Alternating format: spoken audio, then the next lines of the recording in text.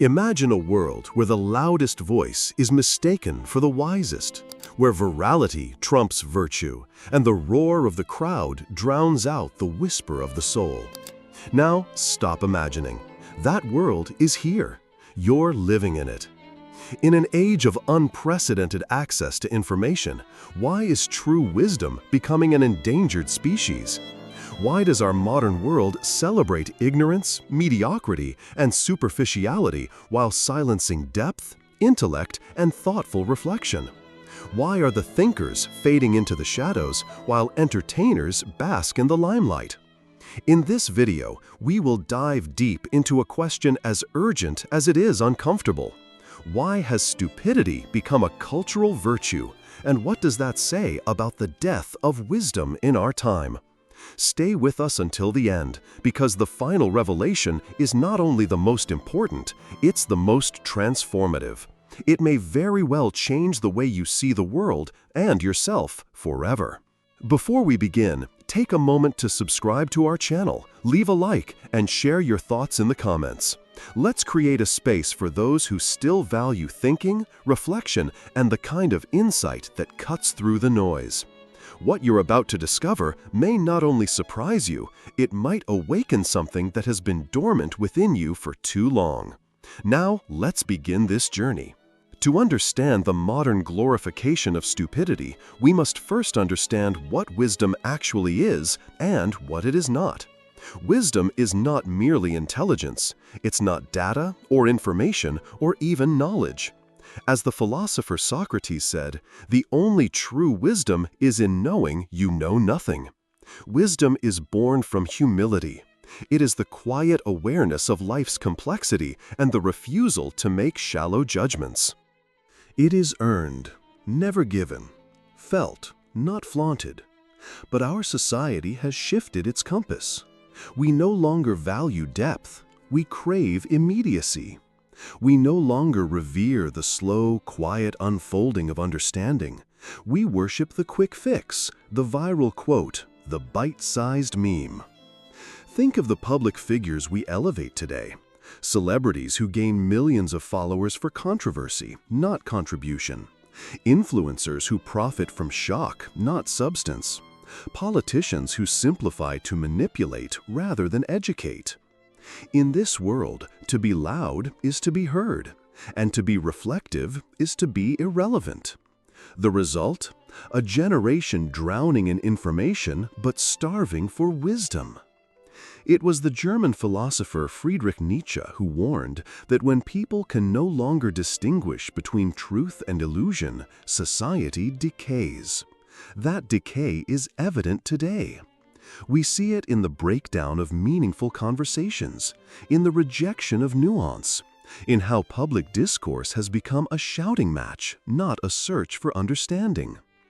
Ask yourself, when was the last time you saw a calm, intelligent conversation go viral? When was the last time you heard a political leader admit they didn't know something and were willing to learn?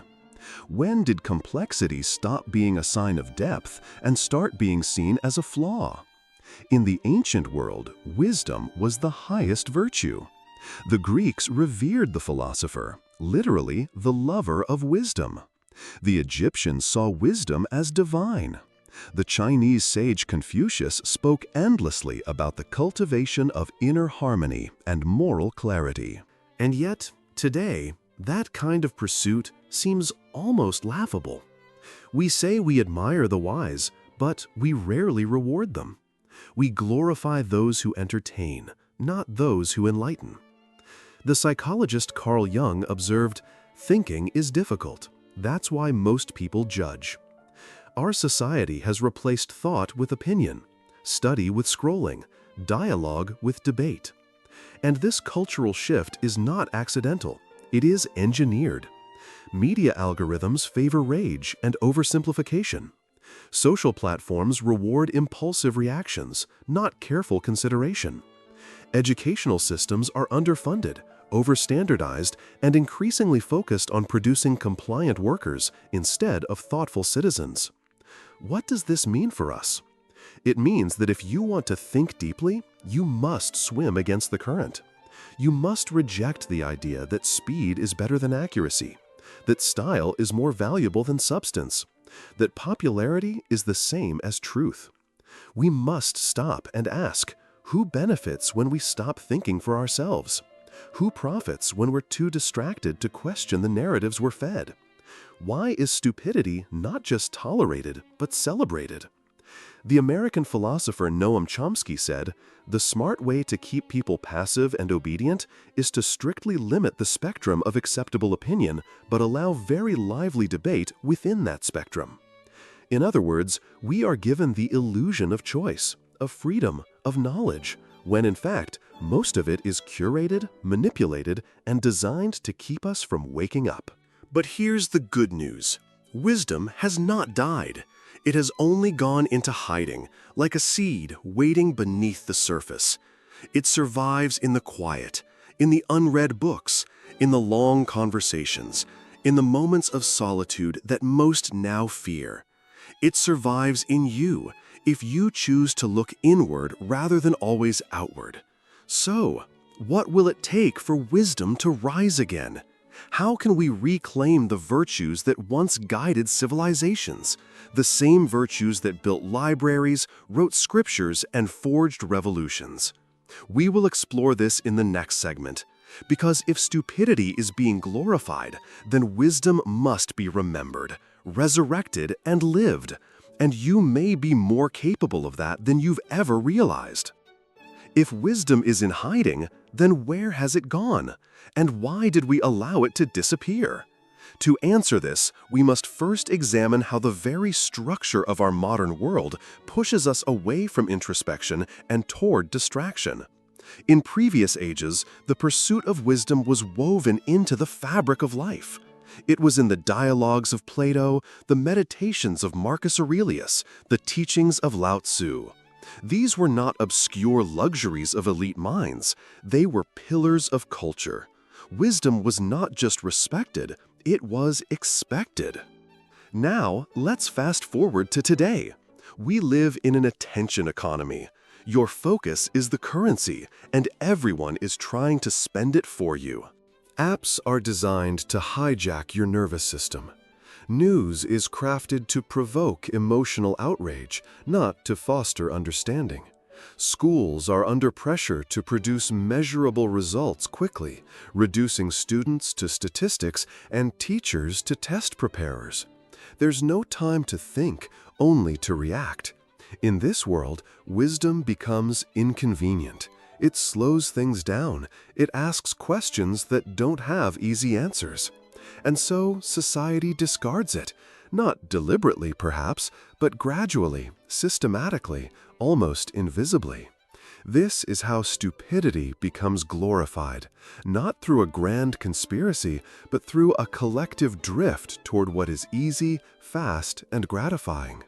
To think critically is to challenge your own assumptions.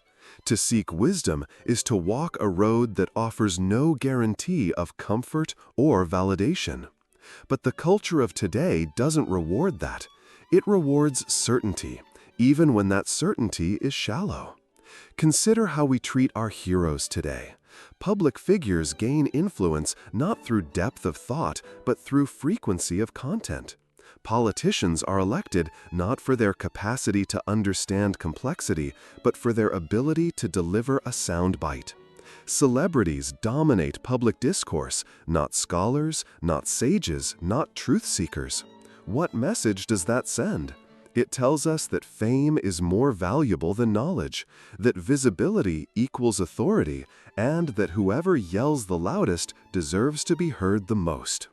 We are, in many ways, experiencing what philosopher Neil Postman warned of in Amusing Ourselves to Death. He wrote, "What we need are not more facts, but more meaningful ways to interpret them. We are drowning in data, but starved for sense, overstimulated, but under-reflective, constantly connected, but deeply lost. But here's the most dangerous part. Many people no longer even recognize the absence of wisdom because stupidity has been normalized. It has been wrapped in humor, made palatable through irony, and embedded in entertainment. When foolishness becomes funny, it becomes accepted. When it becomes accepted, it becomes invisible. Now pause and ask yourself, how often do you consume content that challenges you, that makes you uncomfortable? Not because it offends, but because it demands you rethink something you believed. When was the last time you sat with a thought for more than 5 minutes without reaching for your phone? These are not accusations, they are questions. And they are vital because awareness is the first step toward reclaiming what we have lost. There is a profound cost to the death of wisdom. It's not just intellectual, it's emotional, spiritual, societal. When people stop seeking wisdom, they become more susceptible to manipulation, more reactive, more tribal, more fragmented. The result? A world filled with noise, conflict, division, and very little understanding. This is not merely a cultural shift, it is a crisis of meaning. Psychiatrist Viktor Frankl, who survived the horrors of the Holocaust, wrote, "When a person can't find a deep sense of meaning, they distract themselves with pleasure." Our culture is obsessed with pleasure, but it is starving for meaning. And wisdom is the bridge between the two. It tells us not just how to live, but why. And perhaps that is why it is feared. Because true wisdom demands that we confront the chaos inside us, that we look at our insecurities, our ignorance, our complicity. It invites us to step into a mirror and ask, who am I, really? Not what I consume, or what I wear, or how many followers I have, but who I am when everything external is stripped away. That question is terrifying, and that's why some of you are asking for it. It's easier to be distracted. It's easier to laugh at stupidity than to sit in silence with wisdom. But you are here now, and you are still listening. That means something. It means that somewhere inside you, there is a hunger for something deeper, something real. You are part of a growing number of people who are tired of the shallow waters and are ready to dive beneath the surface. So, what can we do? First, we must reclaim our attention. What you choose to focus on shapes who you become. Guard your mind like a temple. Don't let algorithms define your beliefs. Read more than you scroll. Think more than you react. Reflect more than you speak. Second, question what is glorified. Just because something is popular doesn't mean it's valuable. Just because someone is famous doesn't mean they're wise. Learn to separate charisma from character, entertainment from enlightenment. Third, seek silence. Wisdom does not scream, it whispers, and you must be still enough to hear it. Take time for solitude. Ask yourself difficult questions and don't rush to answer them. Finally, and most importantly, surround yourself with ideas and people that elevate you. Build your own philosophical tribe, one that values growth, depth, and truth. Wisdom is contagious, but so is stupidity. Choose your influence carefully. In the next segment, we will explore how this glorification of ignorance is not just a cultural trend, but a spiritual erosion. We will look at how the modern obsession with superficiality is not only destroying public discourse, but hollowing out the individual soul. And we will begin uncovering the ancient paths that can lead us back, not to the past, but to a higher state of consciousness, clarity, and meaning. The death of wisdom is not irreversible, but the longer we wait, the harder the resurrection becomes. When a culture abandons wisdom, what fills the void? The answer is unsettling. When wisdom dies, the soul becomes silent. And into that silence, emptiness rushes in. But nature abhors a vacuum, and so, instead of silence leading to insight, we fill it with stimulation. Distraction becomes the new meditation, consumption becomes the new contemplation, and the self, once a temple of inquiry, becomes a billboard of trends. This is not just a social issue, it is a spiritual collapse. True wisdom, at its core, is spiritual, not in the religious sense alone, but in the sense that it transcends the material. It teaches us to ask not just how to live, but why we are here. It seeks the eternal in the ephemeral. It sees the invisible patterns beneath the chaos of life. But in a society driven by materialism, such questions are not just neglected, they are ridiculed. How often have you heard someone say, "That's too deep," or "You think too much," as if thinking were a disease and depth a liability? This subtle disdain for introspection is more than cultural, it is institutionalized. We have created systems that penalize complexity and reward conformity. Educational institutions often reward memorization over imagination. Workplaces reward productivity over reflection, and social media rewards polarity over nuance. And yet, we wonder why wisdom has vanished. It hasn't vanished, it has been systematically displaced. But who benefits from this displacement? Asking this question is the first step toward awakening. When people lose the ability to think critically and reflect deeply, they become easier to control. This isn't a conspiracy, it's a psychological truth. Distracted minds are compliant minds. Shallow people are easier to manipulate than thoughtful ones. This is why advertisers don't want you to think, they want you to feel. And governments, too often, prefer obedience over wisdom. The Stoic philosopher Epictetus said, "Only the educated are free." But today, we confuse education with indoctrination.